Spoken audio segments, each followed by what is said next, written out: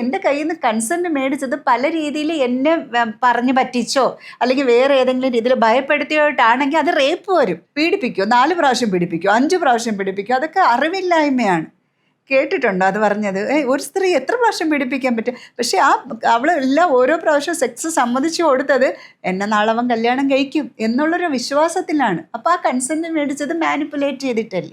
അങ്ങനെയൊക്കെ ആരെങ്കിലും വിളിച്ചാൽ പോണേണ്ടോ, അങ്ങനെ എന്താ കാര്യം എന്നൊക്കെ ചിന്തിക്കുന്ന ഒരു സ്ത്രീകളുടെ അടുത്ത് എനിക്കൊന്നും പറയാനില്ല. കോർട്ട് ഓർഡർ ഇടും കുട്ടികളെ കൊണ്ടുപോകാൻ വേണ്ടിയിട്ട്. അപ്പം കുഞ്ഞുങ്ങളെ അമ്മ അമ്മ അമ്മ നിലവിളിക്കുന്നത് ഭയങ്കര പെയിനാണ്. അപ്പോൾ ഈ സ്ത്രീയും ഇവിടെ കിടന്ന് കരയുന്നുണ്ടാവും. അപ്പോൾ ഈ കുടുംബത്തിൻ്റെ ഇടപെടലാണ് മിക്കപ്പോഴും ഇതിനകത്ത് പ്രശ്നങ്ങൾ ഉണ്ടാക്കുന്നത്. എന്താണ് രാവിലെ എണീക്കാത്ത, നീ എന്താ അവളോട് പറയാത്ത, രാവിലെ 8 മണിക്കാണോ കയറി വരുന്നത്? കുറേ കഴിയുമ്പോൾ ഇവൻ പറയും, ഒന്ന് നീ നേരത്തെ എഴുന്നേൽക്ക്. അവിടെ തുടങ്ങും ചെറുതായിട്ട്. തിരിച്ചുകൊണ്ട് 24 കല്യാണം കഴിച്ചു വിട്ടിട്ട് ഇവിടെ നിന്നിട്ട്, മോളെ രാവിലെ നീ എന്തോ ചെയ്ത്, നീ അങ്ങനെയൊന്നും ചെയ്യണ്ട കേട്ടോ, തുടക്കം മുതൽ ഇതൊക്കെ ചെയ്താൽ നിൻ്റെ തലയിലാവും എന്ന് പറഞ്ഞിട്ട് 24/7 ഇവിടെ ഇരുന്നുകൊണ്ട് ഡയറക്ഷൻ കൊടുക്കുന്ന പെമ്മക്കളുടെ അമ്മമാരും ഉണ്ട്. മനസ്സിലാവുന്നു. നാട്ടുകാർ കല്യാണം കഴിച്ചു, കൂട്ടുകാർ കല്യാണം കഴിച്ചു, അല്ലെങ്കിൽ അയ്യോ കല്യാണം പ്രായമായി, എനിക്ക് 29 കിട്ടണം എന്ന് വിചാരിച്ചിട്ട് ദയവ് ചെയ്ത് കല്യാണം കഴിക്കാതിരിക്കുക. അതൊരു മസ്റ്റ് നീഡായിട്ടുള്ളൊരു സാധനമൊന്നുമല്ല വിവാഹം.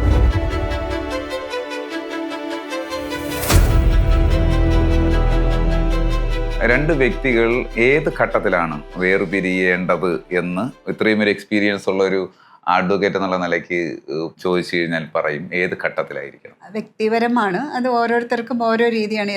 ഏത് സമയത്താണ് നമുക്കതിന് മുന്നോട്ട് പോകാൻ കഴിയില്ല എന്ന് തീരുമാനിക്കേണ്ടത് തികച്ചും വ്യക്തിപരമാണ്. പിന്നെ രണ്ടാമത് പറയുകയാണെങ്കിൽ ഒരിക്കലും അത് ഒരുമിച്ച് പോകാൻ പറ്റില്ല. അതായത് പ്രശ്നങ്ങൾക്ക് ഒരു പരിഹാരവും കാണുന്നില്ല. ഒരാൾ മറ്റൊരാളെ ഇപ്പോൾ കണ്ടസ്റ്റിംഗ് ആണെങ്കിൽ ഒരാൾ മറ്റൊരാളെ ഒരുപാട് തകർത്തുകൊണ്ടിരിക്കുകയാണ്. ഇനി ഒരു അടി പോലും മുന്നോട്ട് വയ്ക്കാൻ പറ്റുന്നില്ല എന്നൊരു സാഹചര്യത്തിൽ വരുമ്പോഴാണ് മിക്കപ്പോഴും ഒരു വിവാഹം ബന്ധം വേർപിടിക്കണം, അല്ലെങ്കിൽ ഇനി മുന്നോട്ട് പോകാൻ പറ്റത്തില്ല. ഇമോഷണലി ഡെഡായിരിക്കുക, ഫിസിക്കൽ ഇൻറ്റിമസി ഉണ്ടാവില്ല. എന്നുവെച്ചാൽ എല്ലാം കൊണ്ടും ഒരു മരിച്ച ഒരവസ്ഥ. മാരേജ് എന്ന് പറയുന്നത് വെറുതെ ഒരു പേരിന് മാത്രം വരുന്ന ഒരവസ്ഥ വരുമ്പോഴാണ് ഡിവോഴ്സ് എന്ന് പറയുന്നത്. പിന്നെ ഇത് എപ്പോഴും എടുക്കണം, ഏത് ഘട്ടത്തിലാണ്, കല്യാണം കഴിഞ്ഞ് എത്ര ദിവസത്തിനുള്ളിൽ അല്ലെങ്കിൽ എത്ര വർഷത്തിനുള്ളിൽ എന്ന് ചോദിക്കുന്നത് എല്ലാം വ്യക്തിപരമാണ്. ഇപ്പൊ തോന്നാറുണ്ടോ ഇപ്പോഴത്തെ ഒരു കാലഘട്ടത്തിന്റെ ഒരു മാറ്റം വെച്ചിട്ടാണ് ഞാൻ ചോദിക്കുന്നത്, ഒരു ചെറിയ കാര്യത്തിന് പോലും നമുക്കിത് വേണ്ട എന്ന് പറയുന്ന ഒരു മനോനിലയിലേക്ക് ആൾക്കാർ ഒരു ഭാര്യ ഭർത്തൃ ബന്ധങ്ങൾക്കിടയിലേക്ക് ഒരു മനോനില എത്തിയിട്ടുണ്ടെന്ന് തോന്നുന്നുണ്ടോ? സുധി, നമുക്ക് പണ്ട് കാര്യങ്ങൾ ചെറുതായിട്ട് തോന്നുമായിരിക്കാം, പക്ഷെ ഇന്നത്തെ പിള്ളേർക്ക് അല്ലെങ്കിൽ ഇന്നത്തെ തലമുറയ്ക്ക് അതൊരു വലിയ കാര്യമാണ്. അപ്പം നമുക്കൊരിക്കലും അതിനെ നിസ്സാരവൽക്കരിച്ച് അവരവരുടെ ജീവിത രീതിയിൽ അവർക്ക് എടുക്കുക, അത് ചെറുതാണോ വലുതാണോ നമുക്കതിനെക്കുറിച്ച് ജഡ്ജ്മെൻ്റൽ ആവില്ല. പക്ഷെ നമുക്ക് തോന്നാം, അയ്യോ ഇതൊക്കെ വളരെ നിസ്സാരമല്ലേ, നമ്മുടെ കാലത്തൊക്കെ ഇതൊക്കെ ചെറിയ പ്രശ്നമല്ലേ എന്ന്. പക്ഷെ ഇപ്പോഴത്തെ തലമുറയ്ക്ക് അതൊരു വലിയ പ്രശ്നമാണ്. ആത്മാഭിമാനം എന്നൊക്കെ പറഞ്ഞിട്ട് ഒരു എടി പൊടി എന്നൊക്കെ പറയണത് തന്നെ ചില കുട്ടികൾക്ക് അതൊന്നും പറ്റുന്നില്ല. പക്ഷെ നീ ഒരു പെണ്ണാണ് എന്നൊക്കെ പറയുന്നത് തന്നെ ഹേർട്ടാവുന്ന പെൺകുട്ടികളുണ്ട്. അപ്പം നമുക്ക് നിസ്സാരമെന്ന് തോന്നുന്നത് വേറൊരാൾക്ക് അത് നല്ല ഹേർട്ടാവണമെങ്കിൽ നമുക്കൊരിക്കലും അത് നിസ്സാരമൊന്നും പറയാൻ കഴിയില്ല. വ്യക്തിപരമായിട്ട് അവർ എടുക്കേണ്ട കാര്യങ്ങളാണത്. അപ്പോൾ അതൊരു കൗൺസിലിങ്ങിലേക്ക് വിടുക. ഒരു 2 പേര് വേർപിരിയാൻ തീരുമാനിച്ച് ഒരു അഡ്വക്കേറ്റിൻ്റെ അടുത്തേക്ക് വരണോ, പിന്നെ അതിൻ്റെ ഒരു കൗൺസിലിംഗ് സ്റ്റേജിലേക്ക് പോകുന്നു. അപ്പോൾ ഈ കൗൺസിലിങ്ങിലേക്ക് എത്തുമ്പോൾ അവരത് കൗൺസിൽ ചെയ്യുമ്പോൾ ഓക്കെ ആവണോ? നമുക്കത് നമ്മൾക്കിടയിൽ ഉണ്ടായിരുന്ന പ്രശ്നങ്ങൾ അതാണ് ഞാൻ ചോദിക്കുന്നത്. നിസ്സാര കാര്യങ്ങളാണ്. അണ്ടർസ്റ്റാൻഡിങ് ഇല്ലായ്മ അല്ലെങ്കിൽ ഒരു അക്സെപ്റ്റൻസ് ഇല്ലായ്മ. ഒരാൾ പറയണ മറ്റൊരാൾക്ക് മനസ്സിലാവാൻ കഴിയുന്നില്ല. രണ്ടും 2 റെയിൽവേ പാളം പോലെ ഇങ്ങനെ പൊയ്ക്കൊണ്ടിരിക്കണം. അങ്ങനത്തെ വരുന്ന സമയത്ത് മറ്റൊരാൾ കുറച്ചുകൂടെയൊക്കെ പറഞ്ഞ് കാര്യങ്ങൾ ബോധ്യവൽക്കരിച്ച, അല്ലെങ്കിൽ ഒരു പെണ്ണിൻ്റെ ചിന്താഗതി ഇതാണ്, അല്ലെങ്കിൽ ഒരു പുരുഷൻ ഇങ്ങനെയാണ്, പല രീതിയിൽ അവർക്ക് വ്യത്യസ്തമാണ് എന്നൊക്കെ പറഞ്ഞ് മനസ്സിലാക്കി കൊടുക്കാൻ ഒരു പരിധി വരെ കൗൺസിലിങ്ങിന് കഴിയും. പക്ഷെ ചിലത് വന്നിട്ട് പിന്നെയും മുന്നോട്ട് പോയ ഒരു അപകടകരമായ ഒരു അവസ്ഥയിലിട്ട് ഒരാൾ സൂയിസൈഡ് ചെയ്യണ ഒരവസ്ഥ, അല്ലെങ്കിൽ വേറെ ഏതെങ്കിലും രീതിയിൽ പോകുന്ന ഒരു അപകടത്തിലോട്ട് പോവുകയാണെങ്കിൽ പിന്നെ അത് കൗൺസിലിംഗ് കൊണ്ടൊന്നും നേരെ ആവത്തില്ല. അത് ഞാൻ ഒരിക്കലും റെക്കമെൻഡ് ചെയ്യാറില്ല. കോടതി പോയി കഴിഞ്ഞാൽ എന്താണെങ്കിലും കൗൺസിലിംഗ് അവരെ പ്രൊസീജിയറാണ്, അത് അവർ അപ്പിയർ ചെയ്ത് തന്നെ ആവണം. പിന്നെ നമ്മളെ സംബന്ധിച്ചിട്ട് അഡ്വക്കേറ്റിനെ സംബന്ധിച്ചെടുത്താൽ നമ്മളെ കക്ഷി എന്ന് പറയുന്ന റൈറ്റാണ്.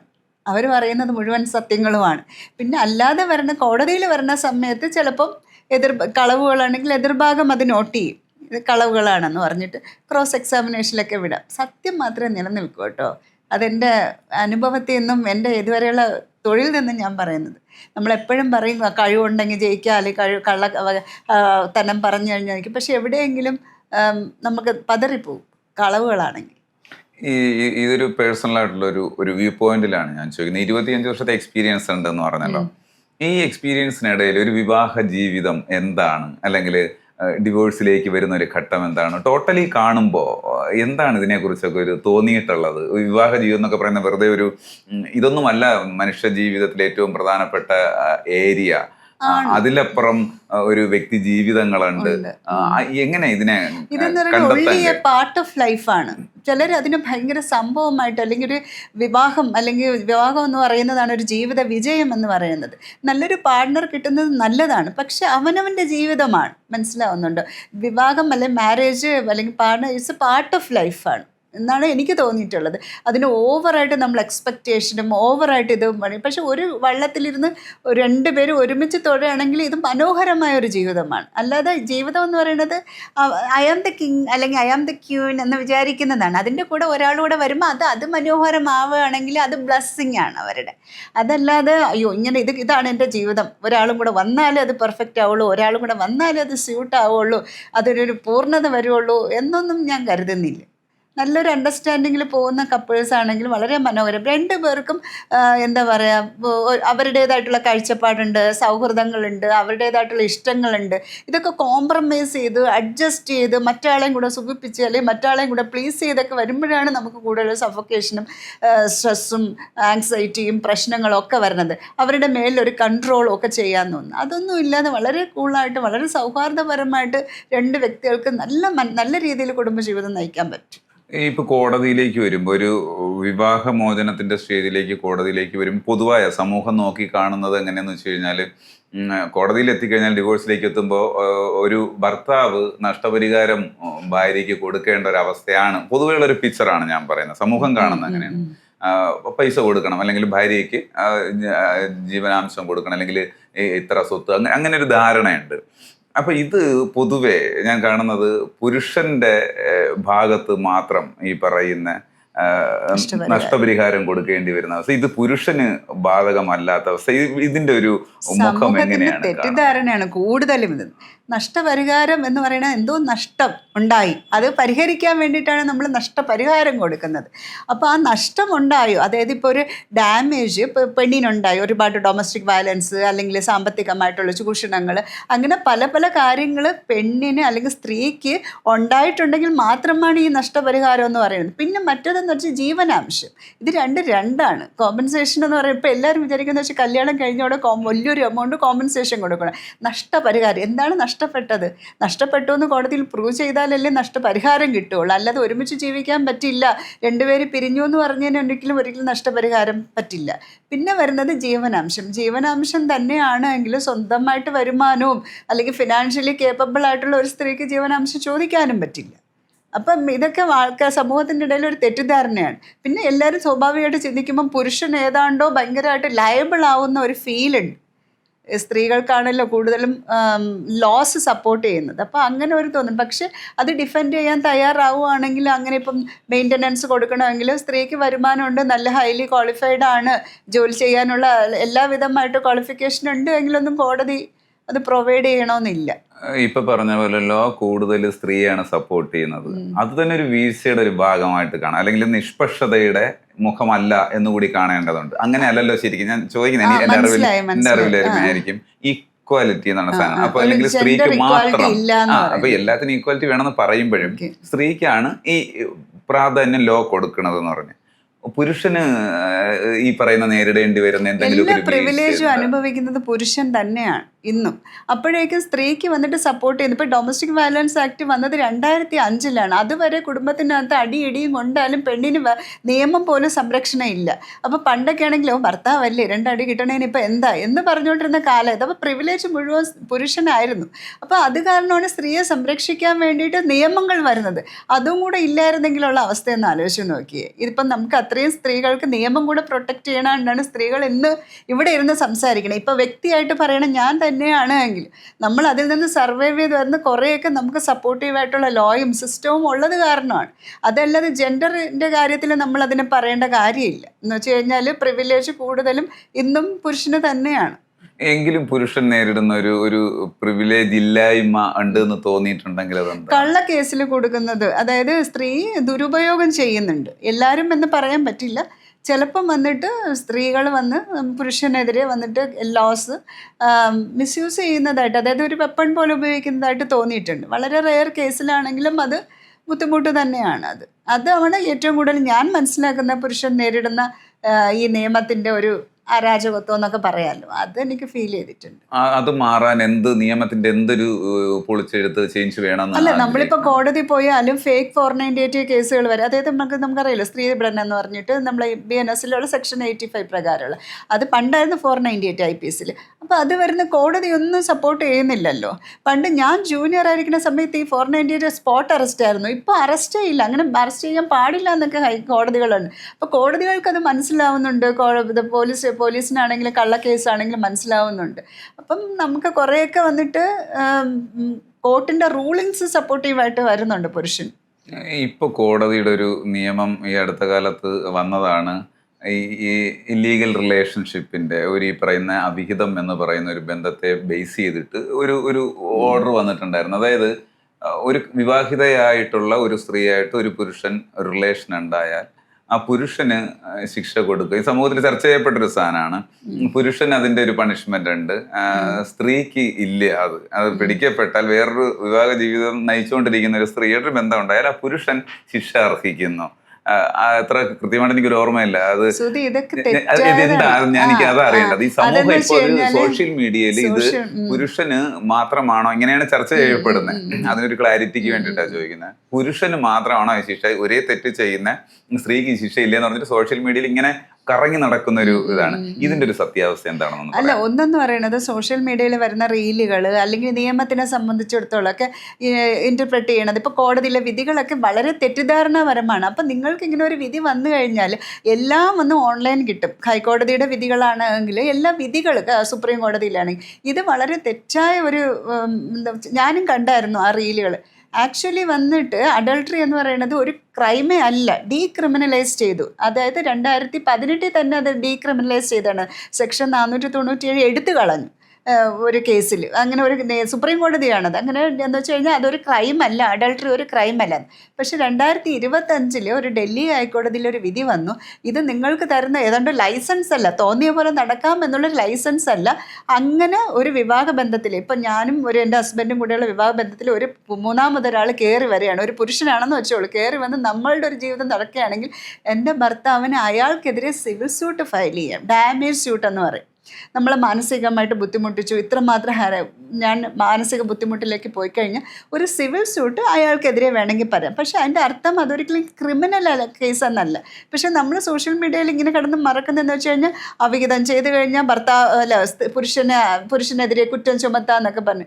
കുറ്റം വരുന്നത് എപ്പോഴും പണിഷ്മെൻറ്റ്, ശിക്ഷ വരുന്ന ഒരു സാധനത്തിനെയാണ് കുറ്റം എന്ന് പറയുന്നത്. മറ്റൊന്ന് വെച്ചാൽ സിവിൽ റോങ് ആണ്. അതാണ് തെറ്റിദ്ധാരണയാണ് ഇതൊക്കെ കുറേയൊക്കെ. ഒരു ഭാര്യയായാലും ഭർത്താവായാലും ഒരു വിവാഹമോചനമായിട്ട് ബന്ധപ്പെട്ട് നേരിടേണ്ടി വരുന്ന ഏറ്റവും വലിയൊരു ബുദ്ധിമുട്ട്, മാനസികമായിട്ടുള്ള ബുദ്ധിമുട്ട് ഏത് തലത്തിലാണ്, ഏത് തരത്തിലാണെന്നുള്ളത് അറിയാൻ പറ്റുമോ? ഒരിക്കലും സുഖകരമായിട്ടുള്ള ഒരു അന്തരീക്ഷമല്ല. ഫ്രം ബിഗിനിങ് മുതൽ ടിൽ എൻഡ് ആണെങ്കിൽ അതിൽ നിന്ന് പുറത്തു വരാനും കുറച്ച് സമയമുണ്ട്. കൂടുതൽ വിഷമം തോന്നുന്നതെന്ന് വെച്ച് കഴിഞ്ഞാൽ ഇപ്പം നമ്മൾ പെട്ടെന്ന് അൺഎക്സ്പെക്റ്റഡ് ആയിട്ട് കോടതിയിൽ നിന്ന് ഒരു സമൻസ് വരുന്നു, അല്ലെങ്കിൽ FIR പ്രതി ചേർത്ത് ഒരു പുരുഷനെ കേസിൽ ഉൾപ്പെടുത്തുന്നു. ചിലപ്പോൾ അവൻ അറിഞ്ഞു പോലും ഉണ്ടാവില്ല, അവൻ്റെ വീട്ടുകാരെയൊക്കെ. ആ സമയത്ത് ഭയങ്കരമായിട്ട് ഇവർ പതറിപ്പോവും. കാരണം ഇവരൊക്കെ കോടതി പോലും കണ്ടിട്ടില്ലാത്ത ആൾക്കാരായിരിക്കാം, മിക്കവാറും സാധാരണക്കാരായിരിക്കും. അവർക്കൊരു ക്രിമിനൽ ബാക്ക്ഗ്രൗണ്ടോ കോടതി പശ്ചാത്തലങ്ങളോ ഒന്നുമില്ല. അങ്ങനെ വരുമ്പോൾ ഫസ്റ്റ് വരുന്ന ആ ഒരു ഷോക്ക് ഉണ്ടല്ലോ, അതായത് സമൻസ് വരുമ്പോഴാണ് കേസ്. അപ്പോൾ അവരങ്ങ് പതറിപ്പോവാണ്, ഇമോഷണലി ഭയങ്കര വീക്കാവും. പിന്നെ വരുന്നതെന്ന് വെച്ച് കഴിഞ്ഞാൽ കുഞ്ഞുങ്ങളുടെ കേസ് ഉണ്ടല്ലോ, കസ്റ്റഡി വരുന്ന നമ്മുടെ കയ്യിലിങ്ങനെ കൊച്ചിന് അപ്പുറത്തോട്ട് കൊടുക്കേണ്ടി വരുന്ന ഒരവസ്ഥ. അതൊക്കെ വരുമ്പം ഭയങ്കരമായിട്ട് പിള്ളേർ പൊട്ടിക്കരയാറുണ്ട്. പെൺകുട്ടികളാണെങ്കിലും പുരുഷന്മാരും ഇങ്ങനെ കരയാറുണ്ട് കുട്ടികളെ സംബന്ധിക്കുന്ന കേസിൽ. പിന്നെ പറയുകയാണെങ്കിൽ എന്താ പറയണത്, ക്രോസ് എക്സാമിനേഷന് നമുക്കൊരു എതിർഭാഗം ഉണ്ടല്ലോ. അപ്പോൾ എതിർഭാഗത്തിൻ്റെ ചോദ്യങ്ങൾ ഒട്ടും നമ്മൾ എന്താ പറയുക, ഒട്ടും സുഖകരമായിരിക്കത്തില്ല. അത് വന്നിട്ട് അതും കുറച്ചുകൂടെ ഇതുണ്ട്. പിന്നെ കോർട്ട് നിലവിൽ ഫാമിലി കോർട്ട് ആക്ട് പ്രകാരമായിട്ട് എസ്റ്റാബ്ലിഷ് ചെയ്തതാണ് കുടുംബ കോടതികൾ. ആ കുടുംബ കോടതിയിൽ ഹസ്ബൻഡും വൈഫ്, അതായത് മാരേജ് റിലേറ്റഡ് ഇഷ്യൂസ് മാത്രമേ അവിടെ വരുള്ളൂ. അവിടെ വേറെ അടിപിടിയോ അല്ലെങ്കിൽ വേറെ എന്തെങ്കിലും കേസുകളോ ഒന്നും വരുന്നില്ല. അപ്പോൾ ഫാമിലി കേസ് വരുന്ന സമയത്ത് അവിടുത്തെ അഡ്വക്കേറ്റ്സ് ആണെങ്കിലും അവിടെ വരുന്ന കക്ഷികൾക്കാണെങ്കിലും പുറത്ത് എന്ന് വെച്ചാൽ എല്ലാവരും ഒരേപോലെ, എല്ലാ ക്ലയൻസും ഏതാണ്ട് ഹസ്ബൻഡും വൈഫിൻ്റെ തമ്മിലുള്ള ഇഷ്യൂസൊക്കെ വരുന്നതാണ്. പിന്നെ ഇപ്പം മിക്ക കേസുകളും കമ്മീഷണർ വെച്ചിട്ടാണ് വിസ്തരിക്കുന്നത്, ഒരുപാട് തിരക്ക് കോടികളാണ്. അപ്പം അങ്ങനെ വരുമ്പോൾ കുറച്ചൊക്കെ പ്രൈവസിയും ബാക്കിയെല്ലാം ഇങ്ങനെ ഓപ്പൺ കോർട്ടിൽ സംസാരിക്കേണ്ട ഗതിയൊന്നും വരുന്നില്ല. ഈ എക്സ്പീരിയൻസ് വെച്ചിട്ടാണ് ഞാൻ ചോദിക്കുന്നത്. ഇപ്പൊ സംസാരിച്ചു പോയത് കുട്ടികളുടെ കാര്യത്തിൽ വരുന്നത്. നമ്മളൊരു വ്യക്തി എന്നുള്ള നിലയ്ക്ക് നോക്കി കാണുമ്പോൾ ഏറ്റവും ധർമ്മസങ്കടം ഉണ്ടാക്കുന്ന ഒരു അവസ്ഥ അത് തന്നെയാണോ? അതിന്റെ ഒരു എക്സ്പീരിയൻസ് എന്തെങ്കിലും ഒന്ന് അല്ല, എനിക്ക് ഏത് കൊച്ചുങ്ങളെ ഗാർഡിയൻ വാർഡ് OP എന്നാണ് നമ്മൾ പറയുന്നത്, GOP. ഗാർഡിയൻ വാർഡ് കേസിൽ മിക്കപ്പോഴും വന്നിട്ട് പെയിൻഫുൾ ആയിട്ടൊരു സംഭവം കുഞ്ഞുങ്ങളെ സംബന്ധിക്കുന്നതാണ്. പിന്നെയെന്ന് വെച്ച് കഴിഞ്ഞാൽ ഏറ്റവും കൂടുതൽ മറ്റേ സ്ത്രീകൾ അല്ലെങ്കിൽ അമ്മമാർ കുട്ടികളുമായിട്ട് ഭയങ്കര അഫക്ഷനേറ്റ് ആയിരിക്കും. അപ്പോൾ ഇവർ പറയുന്നത് വെച്ച് കഴിഞ്ഞാൽ ഞാൻ കൊടുക്കൂല, എൻ്റെ കൊച്ചിന് കൊടുക്കൂല. പക്ഷെ നിയമപരമായിട്ട് നമുക്ക് അങ്ങനെ പറ്റില്ല. കോടതിയാണെങ്കിലും അങ്ങനെ കോടതിയുടെ മുമ്പേ വെച്ച് ഞാൻ കൊടുക്കൂല എന്ന് പറഞ്ഞു കഴിഞ്ഞാൽ കോടതി ഭയങ്കരമായിട്ടാണ്, കാരണം ഫാദറാണ് അപ്പുറത്തിരിക്കുന്നത്. അപ്പോൾ ഇത് വന്നിട്ട് ഇവരെ പറഞ്ഞ് ഇല്ല അങ്ങനെയല്ല, നിയമം അങ്ങനെയല്ല, ഇവർക്ക് റൈറ്റ് ഉണ്ട് എന്നൊക്കെ പറഞ്ഞു വരുമ്പം ഇവർക്കത് ഉൾക്കൊള്ളാനും പറ്റൂല. അപ്പോൾ മാഡം എന്താ അങ്ങനെ ഞാനിങ്ങനെ അയാൾ തിരിഞ്ഞു പോലും നോക്കാത്ത ഒരാൾക്ക് എങ്ങനെ കുറിച്ച്. അപ്പം ഞാൻ പിന്നെ ഫാദറാണല്ലോ, ഫാദറിൻ്റെ ഒരു ബയോളജിക്കൽ ഫാദർ ആണെങ്കിൽ റൈറ്റ് കിട്ടും. അപ്പം അങ്ങനെ വരുന്ന സമയത്ത് നമുക്ക് അവരെ പറഞ്ഞ് മനസ്സിലാക്കാനാണെങ്കിലും അവരുടെ പെയിൻ ആണെങ്കിലും അതിഭീകരമാണ്. അതേപോലെ തിരിച്ചുകൊണ്ട് കേട്ടോ, കുറച്ച് നാളത്തേക്ക് അച്ഛൻ്റെ അടുത്ത് പോയിട്ട് അച്ഛൻ തിരിച്ച് തരും, നമ്മളെ കയ്യിലേക്ക് തരുമ്പോൾ കൂടുതൽ എനിക്ക് പെണ്ണുങ്ങളായതുകൊണ്ടാണ് എനിക്ക് ഇവരും പൊട്ടിക്കരയുന്ന ഫാദറും ഞാൻ അച്ഛന്മാരെയും കണ്ടിട്ടുണ്ട്. കാരണം ചിലപ്പോൾ ഇവർ തമ്മിൽ യോജിക്കാത്തതായിരിക്കും. പക്ഷേ it doesn't mean that he's A bad father അല്ലെങ്കിൽ ബാഡ് മദർ എന്ന് പറയില്ല. അച്ഛനും മക്കളടുത്തും അല്ലെങ്കിൽ അമ്മയ്ക്കും മക്കളടുത്ത് നിൽക്കുന്ന വേറൊരു ഫീലിംഗ് ആണ്.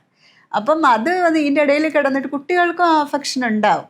അതൊരു ഭയങ്കര. പിന്നെ ഒരു കോടതി ഇപ്പോൾ ഏറ്റവും നല്ലതാണ് കേരള ഹൈക്കോടതി ഒരു വിധി പറഞ്ഞിട്ട് കുട്ടികളെ മേലെ കോടതിയിലോട്ട് കൊണ്ടുവരരുത്. വളരെ റെയറായിട്ട് കോടതിക്ക് കാണണോ തോന്നണമെങ്കിൽ ചേംബറിൽ വിളിക്കത്തേ ഉള്ളൂ. അല്ലാതെ നമുക്ക് പണ്ടതാണെങ്കിൽ കോടതി വരാന്തയിൽ കുട്ടികൾ അങ്ങോട്ട് അവർക്കുണ്ടാകുന്ന ഒരു മാനസികാവസ്ഥ ഭയങ്കര ബുദ്ധിമുട്ടായിരിക്കും. ദൂരെ നിന്ന് അച്ഛനെ കാണുമ്പോൾ അല്ലെങ്കിൽ അമ്മയെ കാണുമ്പോൾ ഉള്ള ഒരു അവസ്ഥ ഇവർ പിടിച്ചു വെച്ചിരിക്കും അങ്ങോട്ട് വിടാതെ. കേസ് വിളിച്ചിട്ട് കോടതിയുടെ ഓർഡർ വരുമ്പോഴേ കൊടുക്കുള്ളൂ. അപ്പോൾ അതൊക്കെ എന്ന് വെച്ചാൽ നമുക്ക് ഭയങ്കര പെയിനാണ് അത് വന്നിട്ട്. ഈ എപ്പോഴും തോന്നിയിട്ടുണ്ടോ ഈ പറയുന്ന കുട്ടി ഈ ഡിവോഴ്സിന്റെ അവസ്ഥയിലേക്ക് വരുമ്പോൾ കുട്ടികളുടെ ജീവിതം പിന്നെ ഉള്ള അവരുടെ ഒരു യാത്ര ഒരു കോംപ്ലിക്കേറ്റഡ് ആയിട്ടുള്ള മാനസികമായിട്ടുള്ള നല്ല പാരൻസ് ആയിട്ട് നിൽക്കുകയാണെങ്കിലേ കോ പാരന്റിങ് ചെയ്യാം. ഇപ്പൊ ഇവർ രണ്ടുപേരും വിചാരിക്കണം പ്രശ്നങ്ങൾ നിങ്ങൾ തമ്മിലാണ്. കുഞ്ഞിനെ സംബന്ധിക്കുമ്പോൾ അവർക്ക് നല്ലൊരു ഫാദർ, നല്ലൊരു മദർ ആവുക, നല്ലൊരു പാരൻ്റ് ആവുക, അത് നിങ്ങൾ ഓരോരുത്തരും ഉത്തരവാദിത്തം. അതിൻ്റെ അർത്ഥം മറ്റയാളെ മോശക്കാരാക്കി മറ്റയാൾ പോയിസൺ ചെയ്തിട്ട് കൊച്ചിൻ്റെ അടുത്ത് പോയി അത് ചെയ്യുന്നതല്ല. അത് കുഞ്ഞിനെ ഭയങ്കര ദോഷമായിട്ടായിരിക്കും. പക്ഷെ കുറച്ച് നാൾ കഴിഞ്ഞ് കുഞ്ഞ് വളരാകുമ്പം they are separated, so what എന്ന് പറയുന്ന രീതിയിൽ. എന്നിട്ട് എനിക്ക് എൻ്റെ ഫാദറുണ്ട്, എനിക്ക് എൻ്റെ മദറും ഉണ്ട്, they are strong, they are always with me എന്നുള്ള ഫീലിംഗ് കുട്ടികൾക്ക് ഉണ്ടാവണം. ഇതങ്ങനെയല്ലല്ലോ. കുട്ടികൾക്ക് അപ്പനെക്കുറിച്ച് മോശം പറയുക, അമ്മയെക്കുറിച്ച് മോശം പറയുക, അങ്ങനെ ചെയ്യുന്നതാണ് ഏറ്റവും കൂടുതൽ നമ്മൾ ഭയങ്കരമായിട്ട് ഒരിക്കലും അംഗീകരിക്കാൻ പറ്റാത്തത്. ഇപ്പൊ പറഞ്ഞ പോലെ അങ്ങനത്തെ ഒരു എക്സ്പീരിയൻസ് ഇതുവരെയുള്ള കൈകാര്യം ചെയ്ത ഒരുപാട് കേസുകൾ ഉണ്ടായിട്ടുണ്ടാവും. നമ്മളെ മനസ്സിനെ ഹർട്ട് ചെയ്യുന്ന രീതിയിലുള്ള ഏതെങ്കിലും ഒരു നിമിഷം, ഏതെങ്കിലും ഒരു കേസ് ഓർമ്മയുണ്ടോ അങ്ങനെ ഈ കുട്ടികളുമായിട്ട് ബന്ധപ്പെട്ടിട്ട് കോടതിയിൽ സന്തോഷം തന്നിട്ടുള്ള, വേദനയാണ് കൂടുതലും വേണം, പക്ഷെ സന്തോഷം തന്നിട്ടുള്ള ഒരു കേസുണ്ട്. എങ്ങനെയാന്ന് വെച്ച് കഴിഞ്ഞാൽ അമ്മയുടെ കയ്യിലിരുന്ന കുട്ടി, കുഞ്ഞ് ഒട്ടും അമ്മയുടെ അടുത്ത് ഹാപ്പി അല്ല, അമ്മയ്ക്കെന്ന് വെച്ചാൽ എക്സ്ട്രാ റിലേഷൻഷിപ്പും ഉണ്ട്. അപ്പോൾ ആ പുള്ളിക്കാരന് ഇടയ്ക്കിടയ്ക്ക് വീട്ടിലും വരുന്നുണ്ട്. പക്ഷേ ഈ അച്ഛൻ പുറത്തുമായി, അച്ഛൻ ഡിവോഴ്സ് കൊടുക്കുന്നു വെച്ചാൽ. പക്ഷേ ഇവളാണെങ്കിൽ രഹസ്യമായിട്ട് കൂട്ടുകാരി മുഖേന്ദ്ര അച്ഛന് മെസ്സേജുകൾ അയക്കും. അപ്പം കൂട്ടുകാരി വന്നിട്ട് ഇങ്ങനെ ഓരോന്നോരോ അവളിങ്ങനെ പറഞ്ഞു, കാരണം ഇവൾക്ക് ഡയറക്റ്റ് പോലെ ഇവൾ സ്കൂളിൽ പോകുമ്പോൾ കൂട്ടുകാരിയോട് പറയുന്നത്. അങ്ങനെ ഇരുന്ന സാഹചര്യത്തിൽ ഈ വന്ന ആളുണ്ടല്ലോ, അതായത് ഈ അമ്മയുടെ കാമുകൻ എന്ന് പറയുന്ന ആൾ ഈ കുഞ്ഞിൻ്റെ അടുത്ത് മിസ്ബിഹേവ് ചെയ്തു. 12 വയസ്സുള്ള കുട്ടിയാണ്. മിസ്ബിഹേവ് ചെയ്ത സമയത്ത് അത് പോക്സോ കേസൊക്കെ എടുത്ത കേസാണ്. ഇവളത് കൂട്ടുകാരിയോട് പറഞ്ഞു. കൂട്ടുകാരി അപ്പം തന്നെ ഫാദറിനെ അറിയിച്ചു. ഞാൻ ഇമ്മീഡിയറ്റ് ആയിട്ട് ഞാൻ ഫാദറിന് വേണ്ടിയിട്ടാണ്, വളരെ റെയറായിട്ട് പുരുഷനുമായിട്ട് വരാറുണ്ട്, ഫാദറിന് വേണ്ടിയിട്ടായിരുന്നു കേസ് ഫയൽ ചെയ്തിട്ട് കോടതി തന്നെ കൊച്ചിനെ വിളിപ്പിച്ചു. കമ്മീഷണർ മുമ്പേ ഇപ്പോൾ കമ്മീഷണർ അടുത്ത് കുട്ടി അത് പറഞ്ഞു. അന്ന് എന്നെ കോടതിയുടെ അടുത്ത് ചേംബറിൽ വിളിപ്പിച്ചു. ചേംബറിൽ നിന്നപ്പോൾ കോടതി ജഡ്ജിയുടെ അടുത്ത് കുഞ്ഞ് പറഞ്ഞു ഈ കാര്യം. ഇമ്മീഡിയറ്റായിട്ട് പോലീസിനെ അറിയിച്ചു. പോലീസിൻ്റെ സ്റ്റേറ്റ്മെൻ്റ് എടുത്ത് കുഞ്ഞിനെ അപ്പം തന്നെ അച്ഛൻ്റെ കൂടെ ആ ദിവസം കൊച്ചിനെ പെർമനൻ്റ് കസ്റ്റഡി അച്ഛന് കിട്ടി. അതൊരു സന്തോഷമുള്ള ഒരു കാര്യമായിട്ടാണ് തോന്നിയിട്ടുള്ളത്. എൻ്റെ ഭാഗം വിജയിച്ചു എന്നുള്ളതിനേക്കാളും കൂടുതൽ അവരായിരുന്നു ഏറ്റവും നല്ല പെർഫെക്റ്റ് എന്ന് പറയുന്നത് ആ ഫാദറിൻ്റെ അടുത്തായിരുന്നു ആ കുട്ടി. അത് വളരെ റെയറായിട്ട് എപ്പോഴും നമ്മളെപ്പോഴും അമ്മ എന്നൊക്കെ പറയണേല് അങ്ങനെ ഒരു കേസ് എനിക്ക് വന്നിട്ടുണ്ട്. ഈ സെയിം ഓപ്പോസിറ്റ് സൈഡിൽ ഈ പറയുന്ന പോലെ മറുവശത്ത് വേദനിപ്പിക്കുന്ന ഒരു എക്സ്പീരിയൻസ് കണ്ടിട്ടുണ്ടെങ്കിൽ? വേദനിക്കണമെന്ന് പറഞ്ഞു കഴിഞ്ഞാൽ എനിക്കിങ്ങനെ കുഞ്ഞുങ്ങളെ പിടിച്ച് വലിച്ചുകൊണ്ടൊക്കെ കൊണ്ടുപോകും. കാരണം കോർട്ട് ഓർഡർ ഇടും കുട്ടികളെ കൊണ്ടുപോകാൻ വേണ്ടിയിട്ട്. അപ്പം കുഞ്ഞുങ്ങളെ അമ്മ നിലവിളിക്കുന്നത് ഭയങ്കര പെയിനാണ്. അപ്പോൾ ഈ സ്ത്രീയും ഇവിടെ കിടന്ന് കരയുന്നുണ്ടാവും, മനസ്സിലാവുന്നുണ്ടോ? അതെനിക്ക് ഭയങ്കര എന്നുവെച്ചാൽ ഇങ്ങനെ ഇങ്ങനെ വീഡിയോ ഒക്കെ എടുത്ത് വെക്കും, ഇങ്ങനെ വലിച്ചഴിച്ചൊക്കെ കൊണ്ടുപോകും. അപ്പോൾ അതൊക്കെ എനിക്ക് ഭയങ്കര പെയിനായിട്ട് തോന്നി. ഈ വിവാഹമോചനത്തിലേക്ക് എത്തുന്നത് എപ്പോഴും രണ്ട് വ്യക്തികൾക്കിടയിൽ ഉണ്ടാകുന്ന പ്രശ്നങ്ങളാണ്. ഭൂരിഭാഗവും അങ്ങനെ തന്നെയാണ്. പക്ഷെ വീട്ടുകാർ ഇതിൽ ഈ ഭർത്താവിൻ്റെ അമ്മ അച്ഛൻ, ഭാര്യയുടെ അമ്മ അച്ഛൻ, ഈ വീട്ടുകാരുടെ ഇടപെടൽ കൊണ്ട് ഡിവോഴ്സിലേക്ക് പോകേണ്ടി വരുന്ന സ്റ്റേജ് പല കേസുകളും ഉണ്ട്. ഇല്ലാന്നൊന്നും ഒരിക്കലും പറയാൻ പറ്റില്ല. ഇപ്പോഴും വന്നിട്ട് ഏതോണ്ടോ രണ്ട് കുടുംബക്കാർ തമ്മിലുള്ള ബന്ധം പോലെയാണ് നമ്മുടെ ഇന്ത്യയിലെ, നമ്മുടെ ഭാരതത്തിൻ്റെ ഒരു സംസ്കാരം എന്ന് പറയുന്നത്. രണ്ട് വ്യക്തികളായിട്ടുള്ളത് കാണുന്നില്ല ഇപ്പോഴും, രണ്ട് കുടുംബക്കാർ തമ്മിലുള്ളത്. അപ്പോൾ ഈ കുടുംബത്തിൻ്റെ ഇടപെടലാണ് മിക്കപ്പോഴും ഇതിനകത്ത് പ്രശ്നങ്ങൾ ഉണ്ടാക്കുന്നത്. അല്ലാതെ കുറച്ചുകൂടെ ചിന്തിച്ച് അവർ രണ്ടുപേരിലെ കല്യാണം കഴിഞ്ഞു, ദേ ആർ അഡൾട്ട്, അവർക്ക് അവരുടേതായിട്ടുള്ള ചിന്തകളുണ്ട്, അവരുടേതായിട്ടുള്ള ജീവിതമുണ്ട് എന്ന് ചിന്തിക്കുന്നിടത്ത് പ്രശ്നങ്ങളില്ല. അതല്ലാതെ എല്ലാത്തിനും എന്താണ് രാവിലെ എണീക്കാത്ത, നീ എന്താ അവളോട് പറയാത്ത, രാവിലെ 8 മണിക്കാണോ കയറി വരുന്നത്, കുറേ കഴിയുമ്പോൾ ഇവൻ പറയും ഒന്ന് നീ നേരത്തെ എഴുന്നേൽക്ക്, അവിടെ തുടങ്ങും ചെറുതായിട്ട്. എന്നിട്ട് നീ എന്താ അങ്ങനെ ചെയ്തത്, നിനക്ക് എന്താ സമയത്തിന് വന്നൂടെ, നീ എന്താ എപ്പോഴും ഫോണിൽ, ഇതെന്താ ലാപ്പും കുത്തിയിരിക്കണം, മൊബൈലും നോക്കിക്കൊണ്ടിരിക്കണം, ഇങ്ങനെ ഓരോന്നും വരണത് ചിലപ്പോൾ അമ്മയുടെ അടുത്താണ്. തിരിച്ചുകൊണ്ട് 24 കല്യാണം കഴിച്ചു വിട്ടിട്ട് ഇവിടെ നിന്നിട്ട് മോളെ രാവിലെ നീ എന്തോ ചെയ്ത്, നീ അങ്ങനെയൊന്നും ചെയ്യണ്ട കേട്ടോ, തുടക്കം മുതൽ ഇതൊക്കെ ചെയ്താൽ നിൻ്റെ തലയിലാവും എന്ന് പറഞ്ഞിട്ട് 24/7 ഇവിടെ ഇരുന്നുകൊണ്ട് ഡയറക്ഷൻ കൊടുക്കുന്ന പെമ്മക്കളുടെ അമ്മമാരും ഉണ്ട്. മനസ്സിലാവുന്നു. ഇതൊക്കെ വരുന്ന കുടുംബ പ്രശ്നം. ഇതൊക്കെ രണ്ടെണ്ണത്തിനെയും പുറത്താക്കിയില്ല, 2 കുടുംബത്തിനെയും പുറത്താക്കിയിട്ടും ശേഷം ജീവിക്കാൻ ശ്രമിക്കുന്നവർ വിജയിക്കും. നമ്മൾ ഹൃദയ സിനിമയിൽ കണ്ടിട്ടില്ലേ, പോകുമ്പോഴാ പ്രശ്നം. ഇവർ തമ്മിലായിട്ടിരിക്കുമ്പോൾ വലിയ പ്രശ്നങ്ങൾ ഉണ്ടാവില്ല. ഈ പറയുന്ന പിന്നെ വിവാഹം എന്ന് പറയുന്ന ഒരു ചിന്തയുണ്ടല്ലോ, അല്ലെങ്കിൽ ഒരു അവസ്ഥയുണ്ട്. എന്താണ് ഒരു കാഴ്ചപ്പാട് തോന്നുന്നത്, എങ്ങനെയായിരിക്കണം? നിർബന്ധമില്ല. അത് നാട്ടുകാർ കല്യാണം കഴിച്ചു, കൂട്ടുകാർ കല്യാണം കഴിച്ചു, അല്ലെങ്കിൽ അയ്യോ കല്യാണം പ്രായമായി, എനിക്ക് 29 ആയി കിട്ടണം എന്ന് വിചാരിച്ചിട്ട് ദൈവം ഇത് കല്യാണം കഴിക്കാതിരിക്കുക. അതൊരു മസ്റ്റ് നീഡായിട്ടുള്ളൊരു സാധനമൊന്നുമല്ല വിവാഹം. അവനവന് വിവാഹം കഴിക്കണമെന്ന് തോന്നുകയാണെങ്കിൽ അവനവന് വിവാഹം കഴിക്കും. ഇപ്പം എൻ്റെ മോൾ 22 വയസ്സായി, അവൾക്ക് കല്യാണം കഴിക്കണമെന്ന് തോന്നുകയാണെങ്കിൽ കല്യാണം കഴിച്ചോട്ടെ, കല്യാണം കഴിക്കേണ്ടെന്ന് തോന്നുന്നുണ്ടെങ്കിൽ കല്യാണം കഴിക്കേണ്ട എന്നേ ഞാൻ പറയുള്ളൂ. എന്നാലും ഒരു അമ്മയുടെ രീതിയിൽ നിന്നിട്ട് കല്യാണം കഴിക്കണമുണ്ടോ എന്നൊക്കെ ചിലപ്പോൾ നമ്മൾ ചോദിച്ചെന്നിരിക്കുക. എന്നാലും അത് പുച്ഛഭാവത്തിൽ കളയത്തേ ഉള്ളൂ. അതിൽ മസ്റ്റ് നീഡൊന്നുമില്ല. നിനക്ക് വേണോ നീ കല്യാണം കഴിക്കുക, വീട്ടുകാർക്ക് വേണ്ടി കല്യാണം കഴിക്കരുത്, അമ്മ വയസ്സായി നോക്കാൻ വേണ്ടി കല്യാണം കഴിക്കരുത്, അല്ലെങ്കിൽ ഞാൻ വയസ്സാകുമ്പോൾ എനിക്ക് വെള്ളം തരും, അല്ലെങ്കിൽ എനിക്കൊരു കൂട്ട് വേണം എന്നൊന്നും പറഞ്ഞ് കല്യാണം കഴിക്കരുത്. എനിക്കൊരു പാർട്ട്ണർ വേണം, എനിക്ക് ഒരാളും കൂടെ ഉണ്ടെങ്കിൽ എൻ്റെ ലൈഫ് കുറച്ചുകൂടെ സ്ട്രോങ് ആവും, I want to share something എന്നുള്ള രീതിയിലൊക്കെയാണ് പക്ഷേ പോണ വഴിക്ക് ഷെയർ ചെയ്യാൻ പറ്റുമോയെന്നൊന്നും എനിക്ക് അറിയത്തില്ല.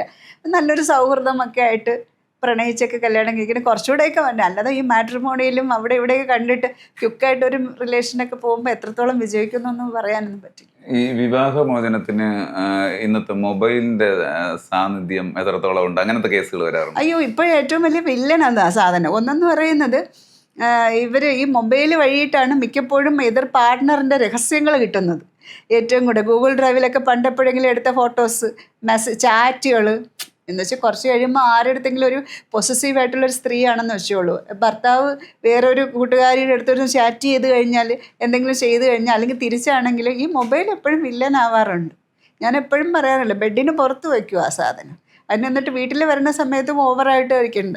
പിന്നെ എപ്പോഴും കുളിമുറി കയറുമ്പോൾ മൊബൈൽ കൊണ്ടുപോവുക, ഭർത്താവ് അല്ലെങ്കിൽ ഭാര്യ വരുമ്പോൾ മൊബൈൽ ഇത് വയ്ക്കുക. ഇതൊക്കെ മറ്റാൾക്ക് സംശയം തോന്നും. ചിലപ്പം അതായിരിക്കും എൻ്റെ ക്യൂരിയോസിറ്റി കൂടി എന്തായിരിക്കും ഒരാളെക്കുറിച്ച് കൂടുതൽ അറിയണമെങ്കിൽ ആ മൊബൈലിൽ കയ്യിൽ കിട്ടിയാൽ മതി. മനസ്സിലാവുന്നില്ല, അവൻ ആരടുത്തൊക്കെ ചാറ്റ് ചെയ്ത് എന്തൊക്കെ കാണുന്നെന്നുള്ളത്. എനിക്ക് വരുന്ന എവിഡൻസുകൾ കൂടുതലും സ്ക്രീൻഷോട്ടുകളാണ്, ഫോട്ടോസ്, സ്ക്രീൻഷോട്ടുകൾ. ഇപ്പോഴത്തെ ഒരു തലമുറയുടെ ഒരു മാറ്റം വന്നപ്പോൾ ലിവിങ് ടുഗദറായിട്ട് പോകുന്ന ഒരവസ്ഥയിലേക്ക് ജീവിതം എത്തിയിട്ടുണ്ട്. അതിൻ്റെ ഒരു വേറൊരു വശമുണ്ട്. അതായത് കുറച്ച് നാൾ ഒന്നിച്ച് ജീവിച്ച് നോക്കാം, പറ്റിയാൽ വിവാഹത്തിലേക്ക് പോകാം, ഒരു സ്വീകരിച്ചിരിക്കുന്ന മാർഗ്ഗമാണ്. പറ്റിയാൽ ഓക്കെ കണ്ടിന്യൂ ചെയ്യാം, ഇല്ലെങ്കിൽ ഇത് അവസാനിപ്പിക്കാം. ഇതിന് 2 തരമുണ്ട്. ഒന്നെന്ന് പറയുന്നത് ഓക്കെ ശരിയാണ്, അവർ തമ്മിലൊന്ന് ജീവിച്ച് നോക്കുമ്പോൾ 2 പേരും ചേരുന്നുണ്ടോ എന്നറിഞ്ഞിട്ട് ആ ജീവിതം തുടർന്ന് പോവാം.